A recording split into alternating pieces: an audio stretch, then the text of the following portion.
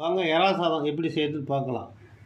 எறா வந்து 300 கிராம், புதினா கொஞ்சோண்டு, சின்ன வெங்காயம் ஒரு 15, தேங்காய் 2 3 பத்தை, தக்காளி 2 நம்பர், காஷ்மீரி மிளகா ஒரு 15 நம்பர் 1 மணி நேரம் ஊற வச்சு வச்சுருக்கிறேன். இஞ்சி பூண்டு பேஸ்ட்டு 1 டேபிள் ஸ்பூன்,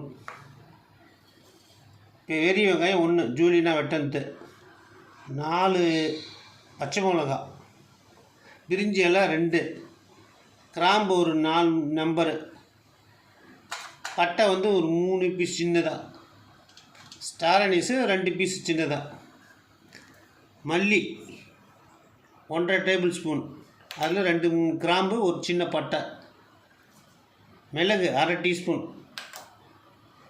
சோம்பு 1/2 டீஸ்பூன். இது ரெண்டையும் வறுத்துக்கிறோம். நம்ம பற்ற வைக்கிறோம் பாருங்கள்.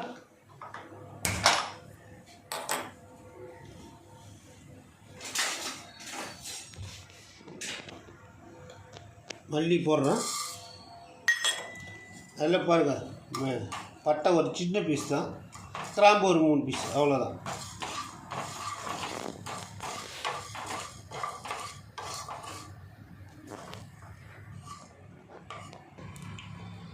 மல்லி கொஞ்சம் சேர்ந்து இருக்கும், மிளகும் சீரகமும் போட்டுக்கணும். நல்லா கொஞ்சம் வறுபடட்டும் அரைக்கிறதுக்கு.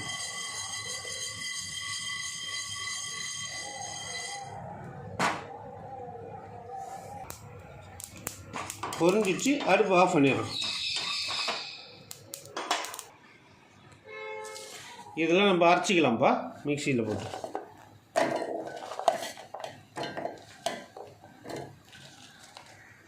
கொஞ்சம் கொஞ்சமாக போட்டு அரை. நம்ம வறுத்து வச்சது இது வெட்டின வெங்காயம் மிளகா எல்லாத்தையும் ஒன்றா போட்டு அரைச்சிக்கலாம். மிக்சியில் போய் அரைக்கலாம். அடுப்பு பற்ற வச்சுக்கலாம். பிரியாணி எறா சாதம் பண்ணுறதுக்கு பற்ற வச்சு ஒரு 100 கிராம் எண்ணெய் ஊற்றிக்கிறோம்.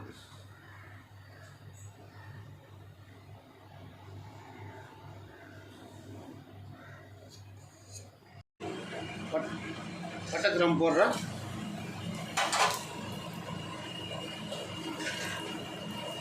வெங்காயம் போடுறோம்.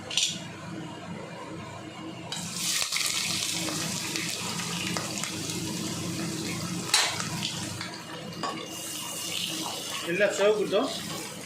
சேர்ந்த உடனே நம்ம அரைச்ச பேஸ்ட்டு எல்லாம் போடலாம்.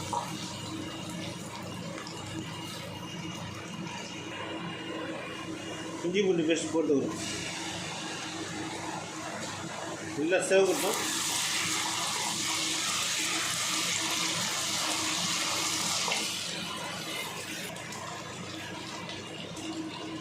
வெங்காயத்தக்காளி அரைச்சது அந்த பேஸ்ட் இது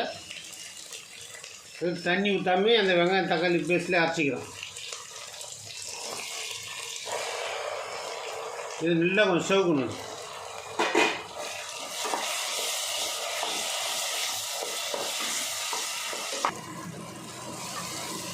நல்லா வதங்கிடுச்சு. அரைக்கும் போது தண்ணி ஊற்றாமல் அரைச்சிக்கோங்க அந்த பேஸ்ட்டை. நல்லா வதங்கிடுச்சு பாருங்கள். இப்போ நம்ம எறா போட்டுக்கிறோம். 300 கிராம் எறா.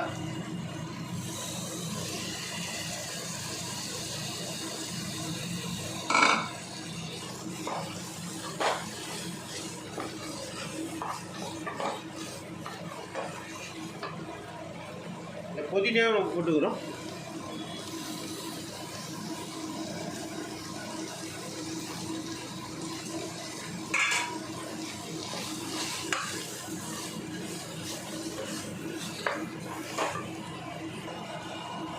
ஒரு டேபிள் ஸ்பூன் தயிர்,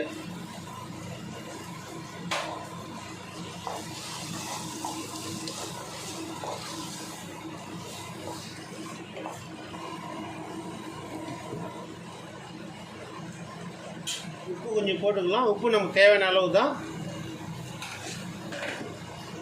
அரிசி இதிலே போட்டுக்கலாம். போட்டு கொஞ்சம் வதக்கணும். வதக்கிறதுக்கப்புறம் தண்ணி ஊற்றிக்கலாம். அரிசி நீங்கள் எவ்வளோ எடுக்கிறீங்களோ அந்த 1/2 கிலோ அரிசி, 1/2 கிலோவுக்கு நம்ம 1:2 தண்ணி. ஒரு கப்பில் எடுத்திங்கன்னா 2 கப்பு தண்ணி வைக்கணும் அரிசி.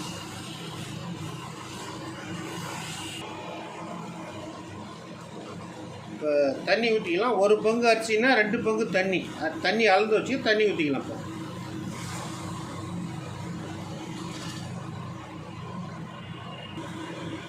தண்ணி கலராக இருந்து ஓசிக்கிறதுக்கு இந்த மசாலா அரைச்சல அந்த மிக்ஸி தண்ணி கழுவி வச்சுருக்கிற தண்ணி, அதனால தான் கலர் ஆகுது. அதனால் கலராக ஓசிக்கிறது.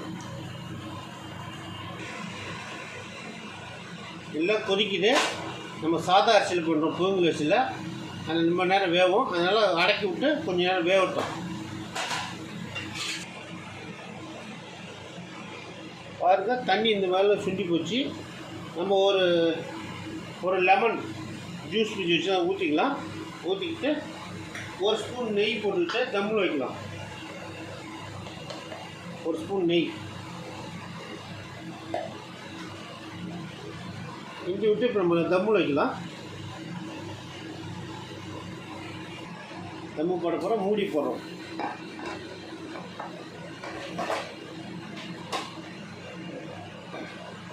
ஒரு 25 நிமிஷம் கழிச்சு நம்ம எடுத்துக்கலாம். போடுறோம். 25 நிமிஷம் கழிச்சு நம்ம பார்க்கலாம். அடுப்பு ஆஃப் பண்ணி வச்சு இப்போ நம்ம ஓப்பன் பண்ணி பார்க்க போகிறோம்.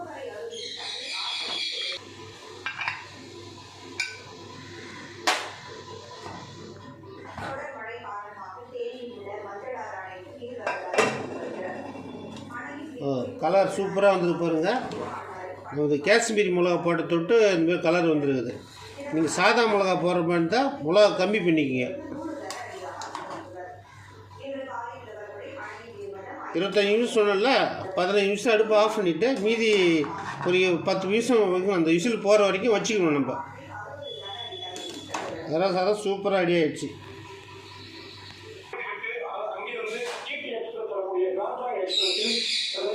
பாருங்க, சாதம் சூப்பராக ரெடி ஆகிடுச்சு. எறா சாதம்.